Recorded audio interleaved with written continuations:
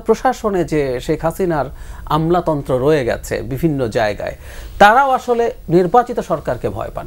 এই যে গণ অভ্যুত্থান হলো, এই যে সাফল্য হলো, এটাকে এক একজন এক এক প্রয়োজনে আসলে ব্যবহার করার চেষ্টা করছেন। আমাদের মূল উদ্দেশ্য ছিল শেখ হাসিনার পতন এবং গণতান্ত্রিক ব্যবস্থায় আমরা যাতে ফিরে যেতে পারি, এটা মোটা দাগে। এখন এটার মধ্যে সংস্কার সহ যত কিছু আছে যাবতীয় আসলে গণতান্ত্রিক ব্যবস্থায় ফেরার জন্য।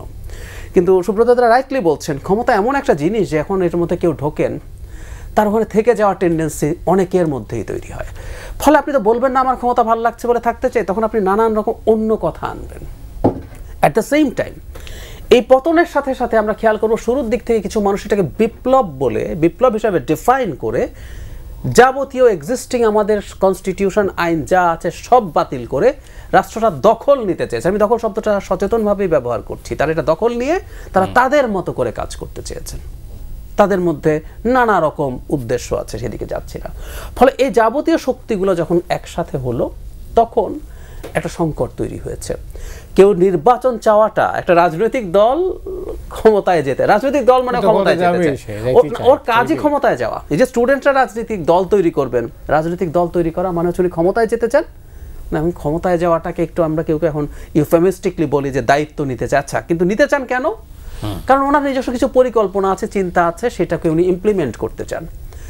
তো যে দল ক্ষমতায় যাবে, যেতে পারে, সে নির্বাচন চাওয়াটাও কেউ এক ধরনের ক্রাইম হিসাবে দেখানোর টেন্ডেন্সি শুরু হয়েছে। আমাদের খুব পরিচিত একজন পাবলিক ইন্টেলেকচুয়াল সরাসরি বলছেন যে বদমায়েশ, মানে যারা রাজনৈতিক দলরা বদমায়েশ, একদম এই শব্দটা আমি ওনাকে কোট করছি।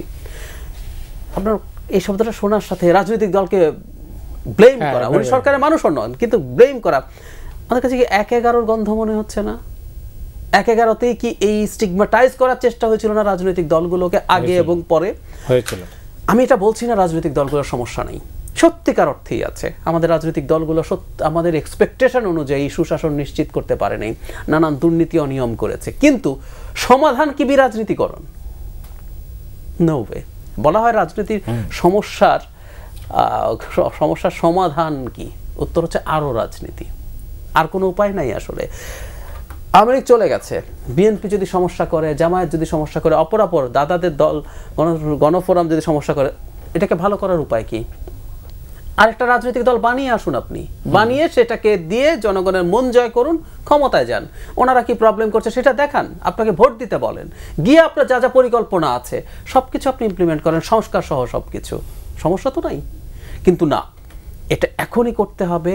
এবং আমি একটু প্রসঙ্গে একটু বলে রাখি, সংস্কারের ব্যাপারে আমাদের জনগণ শব্দটা আমি ব্যবহার করি না। প্রায় বলা হয় যে জনগণ সংস্কার চায়। জনগণ কি চায় আমরা কে জানতে গেছি? এবং এটা খুব অফেন্সিভ একটা কথা, কারণ জনগণ বলতে আপনি আসলে বোঝাচ্ছেন আপনার আমার মতো কিছু মানুষ, শিক্ষিত সচেতন মানুষ, তো তাকে জনগণের নামে চালিয়ে দিতে পারেন না। ঠিক আছে, শিক্ষিত সচেতন মানুষ চাইছে। এবং আমি আবার ব্যক্তিগতভাবেও মনে করি যে সংস্কারগুলোর আলাপ হচ্ছে, অনেকগুলো সংস্কারই আসলে জনগণের লাভও করবে। উনি হয়তো বোঝেন না যে মানুষটা টিসিবির লাইনে ট্রাকের লাইনে দাঁড়াচ্ছেন, উনি হয়তো বুঝতে পারছেন না, কিন্তু ওনার জীবনও ভালো করবে। কিন্তু এই সংস্কারটাও তো দিনের শেষে আসলে সবার সাথে আলোচনা করে করতে হবে। অবশ্যই ওইটা না করে চাপিয়ে দেব। আচ্ছা, কেউ যদি সংস্কার নিতে না চায়, আমাদের প্রধান উপদেষ্টা কিন্তু কনসিস্টেন্ট। উনি কিন্তু বলেছেন যদি সংস্কার না চায়, সংস্কার না করে নির্বাচন করে দেব। উনি হয়তো একটু বিরক্ত ছিলেন। ওনার সর্বশেষ ভাষণে উনি বলেছেন ২৫ সালে যে গাইডলাইন, যে আমরা যদি তেমন কোনো সংস্কার করতে না পারি তাহলে ২৫-এর শেষে নির্বাচন হবে, আর যদি অল্প কিছু সংস্কার করতে পারি তাহলে আরও ৬ মাস লাগতে পারে, মিড অফ 2026। তো আউটলাইন বা রোডম্যাপ তো ক্লিয়ার। কিন্তু কিছু মানুষ এর মধ্যে নতুন নতুন আলাপ, বিচার শেষ করতে হবে, বিচার ছাড়া কোনো নির্বাচন হতে পারবে না, নির্বাচনের জন্য অপেক্ষা করে আছে চুরি করতে। উত্তর হচ্ছে, কেউ যদি নির্বাচিত হয়ে চুরি করতে যান, তাদেরকে তো জনগণের ভোটেই যেতে হবে।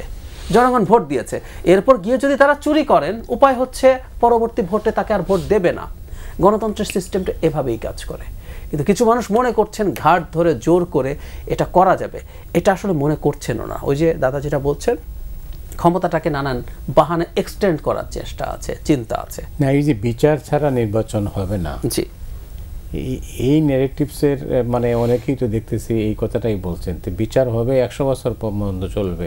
মানে আমি এটাও একটু অবাক হওয়ার ব্যাপার, সরকারের পক্ষ থেকে বলা হয়েছে, প্রধান কৌশলী আইসিটির এবং সম্মত আইন উপদেষ্টাও বলছেন যে 25-এর মধ্যে দাদা অত্যন্ত ভেটারেন একজন লয়ার, মানে আমরা যদি এই 1 বছরের মধ্যে একটা বিচারের প্রাথমিক কনভিকশন শেষ করি, মানে এই মুহূর্তে এই বিচারের উপরে সারা পৃথিবীর নজর আছে, তো এত ফাস্টার আমার কাছে ফাস্টারই মনে হচ্ছে, আমি নিশ্চিত নই দাদা, আশা করি বলবেন। তো এটা করতে গিয়ে আমরা বিচারটাকেই আবার প্রশ্নবিদ্ধ করে কিনা, আবার বিচার যদি দীর্ঘ হয় তাহলে নির্বাচন কি তারপরে হবে, এসব প্রশ্ন আছে। এই জন্য না এটাকে এটার সাথে রিলেট করার কোনো প্রয়োজনই ছিল না। বিচারের গতিতে চলবে, বিশেষ উদ্দেশ্যে তো এটা একদম একদম বিশেষ উদ্দেশ্যে, কারণ ওই যে বলছি নির্বাচন পিছিয়ে দেওয়া যেতে পারে, কারণ এই ক্ষমতায় এই সরকার থাকার কারণে অনেক মানুষের বেনিফিট তৈরি হয়েছে, অনেক মানুষ ফর্মালি ইনফর্মালি বেনিফিট নিচ্ছেন, এবং যেটা হয়েছে নির্বাচিত সরকার আসার সাথে সাথে ইভেন আমাদের প্রশাসনে যে শেখ হাসিনার আমলাতন্ত্র রয়ে গেছে বিভিন্ন জায়গায়, তারাও আসলে নির্বাচিত সরকারকে ভয় পান। তারা বরং এই সরকারের সময়ে কিছু কি হয়েছে, হয় নাই তো, এই এস্টাবলিশমেন্টও চায় এই সরকার যত বেশি সময় থাকে। আপনার কাছে আসছি পরে।